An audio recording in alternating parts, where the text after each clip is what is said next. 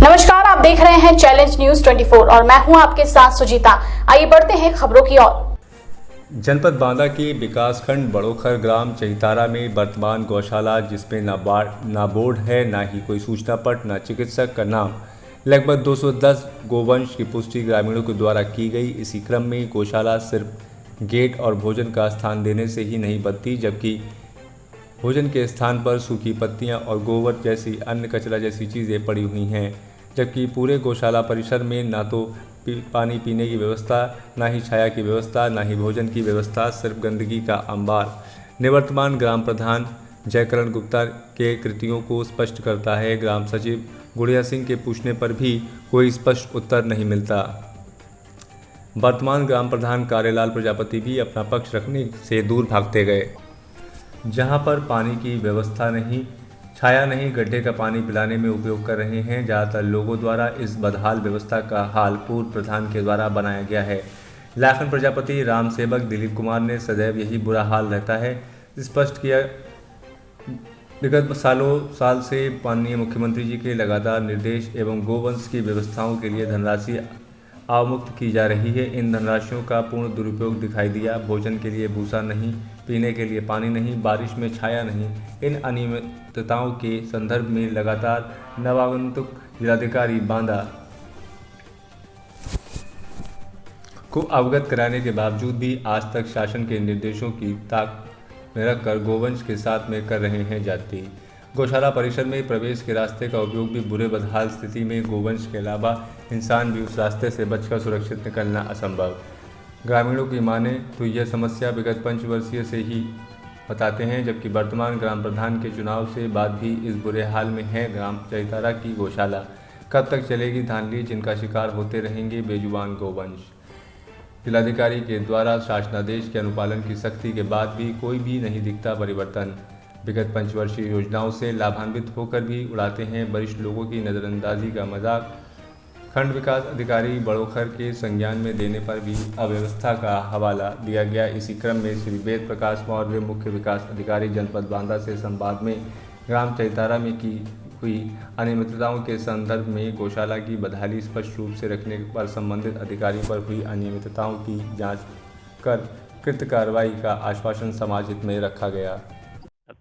रहूँगा तो भर बचा उतर यहाँ तो ठीक है, उतनी हो जाएगा। नहीं तो यहाँ से हल्दी बन गई है, यहाँ से पानी भर दिया जाता रहेगा, यहाँ पक्का बनवाऊँ है नहीं। यानी अभी तक पानी की व्यवस्था गौशाला के अंदर नहीं है, सब बाहर अंदर है नहीं है। तो ये तो नाली का पानी है, जैसे आपके ट्यूबवेल का है, नाली ने तो बना नहीं है, तो सिर्फ नाला ही माना जाएगा। नाला का पानी है ना ये, तो इसी से पीती होंगी लेके चलाओ जाते ना। अच्छा, ट्यूबवेल चलाया जाता है, ट्यूबवेल से। यहाँ पर चरही नहीं अंदर बनी है? अब नहीं बनी है। अच्छा, पुराने प्रधान ने नहीं कराया? नहीं कराया।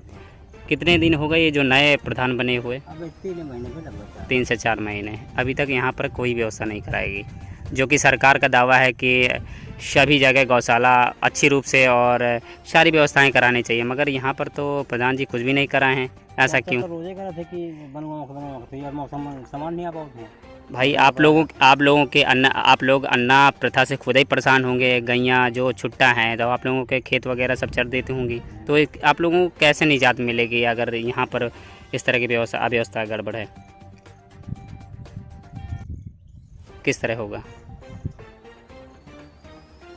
देखिए, जनपद बांदा एक अन्ना प्रथा या गायों को छोड़ देना, गोवंश को छोड़ देना एक परंपरा रही है, और इसको सॉर्ट आउट करने के लिए सड़कों पे जानवर ना रहे, फसलों को नुकसान ना हो, पिछले वर्ष भी और इस वर्ष भी अस्थायी और अस्थायी गोआश्रय स्थलों की व्यवस्था की गई थी। और इस बार जो व्यवस्था है उस हिसाब से स्थायी रूप से 15 गौशालाएँ जनपद में संचालित हैं और 246 अस्थायी गौशालाएँ बनाई गई हैं, और इनमें करीब 3,500 पशु संरक्षित हैं।